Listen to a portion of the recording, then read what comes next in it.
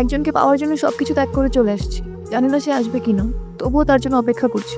আমি কিন্তু বিশ্বাসঘাতক নই।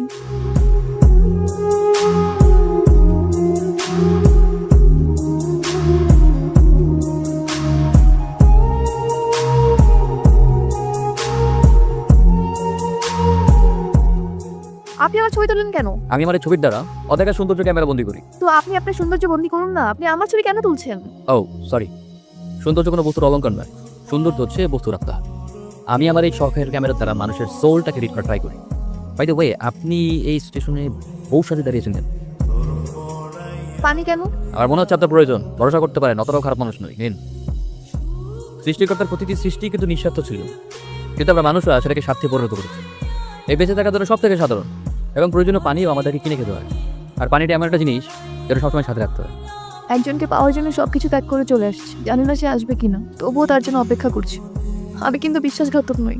সুন্দর একটা মেয়ে যখন চোখের সামনে কাঁদে, সেই অশ্রু সৌন্দর্যকে ভেঙে দেয় বিব্রতকার এক অসহায়তায়।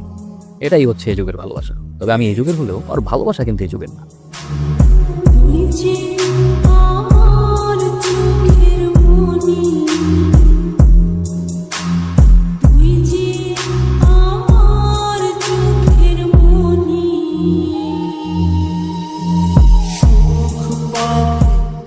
কেন যেন মনে হচ্ছে সে আমার খুব আপন, তাকে আমি চিনি খুব গভীরভাবে।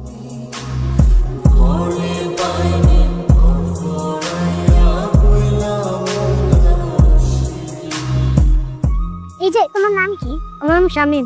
তুমি কি আমাকে ফেলতে নিবে? না তুমি যাও। ওর দেখছিস ওর হাতে কাল দাগটা? তুমি জানো আমার আম্মু কি বলেছে? সৌন্দর্য হলো আল্লাহ দৃষ্টির ছাপ।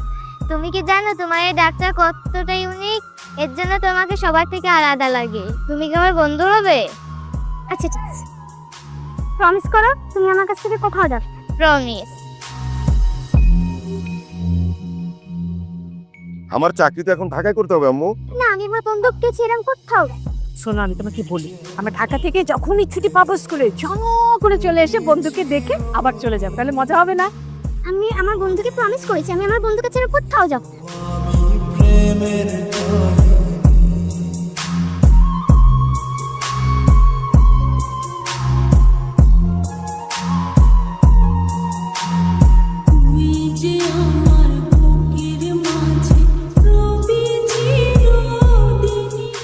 আমি বলে কি যা হওয়ার তা হয়ে গেছে, আমি এগুলো কিচ্ছু বুঝতে চাই না। আমি কেন আমার মেয়েটাকে ফেরতে চলে ঠিক মতো আমার মেয়েটা চলে আসে। আরে বাবা কান্নাকাটি করছো কেন? আমি তো চেষ্টা করছি, তাই না? অযথা কান্নাকাটি করো না তো।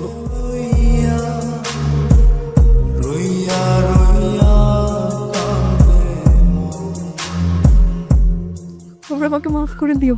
আমি তো ওদের বিশ্বাস ভরসা নষ্ট করছি, ওদের কষ্ট দিচ্ছি। কষ্ট দেওয়ার ফল পেয়ে গেছি অলরেডি। আর আমাদেরও তো ভুল হয়েছে যে আমরা তোর মতামত নেইনি।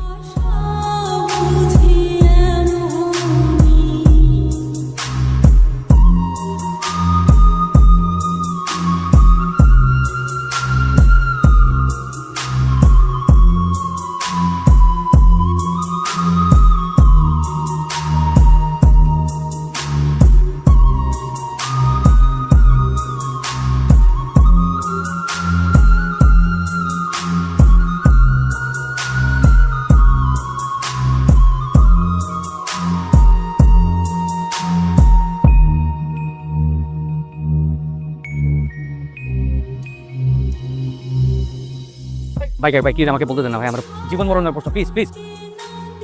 হ্যালো সারা, ইটস মি আমান।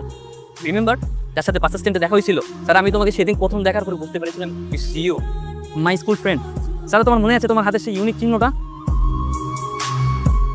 আমি ওটা দেখেই বুঝতে পেরেছিলাম যে তুমি আমার সেই স্কুল ফ্রেন্ড সারা। সারা আমি তোমাকে আবারও পেয়ে হারিয়ে ফেললাম। আমি তোমাকে কত জায়গায় খুঁজেছি সারা, তুমি যদি এটা দেখে থাকো please please please do contact with me. Here my contact number 01। Hello hello Aman, আমি সারা।